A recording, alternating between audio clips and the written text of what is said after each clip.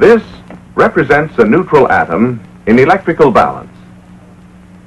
Earlier, we saw how an outside force can break an electron away from an atom and start an electron chain reaction, an electric current flow.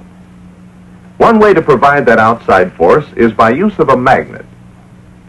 It was proved with iron filings that a magnet has magnetic lines of force which connect its poles.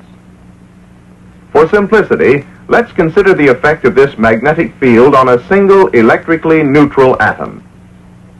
Now, we move the magnet so that the magnetic field strikes the atom, supplying energy which forces an electron to leave its atom and become a free electron.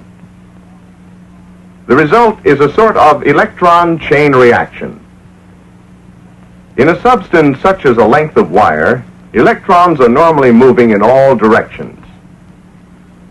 But when a magnetic field is passed through the wire, several electrons are forced from their atoms and move in one direction.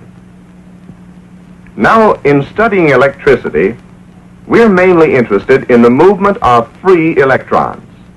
So, for convenience, we'll look only at the action of electrons in the wire. When the magnetic field sweeps down across the wire, electrons move in one direction. When the magnetic field sweeps up across the wire, the electrons move in the opposite direction. This movement of electrons in either direction constitutes an electric current flow. If we move the magnetic field more slowly across the wire, fewer electrons are affected in a given period of time, and the electric current flow is decreased. And when we stop moving the magnetic field, the electric current flow stops, and the electrons again move in all directions. If this wire is connected to a meter, we find there is no electric current flow. When the magnetic field is moved down, this meter shows current flow in one direction. If the magnetic field is moved up, the meter shows current flow in the opposite direction. We can change the amount of electric current flow in several ways. Move the magnet faster, more current flows. Use a stronger magnetic field, still more current flows.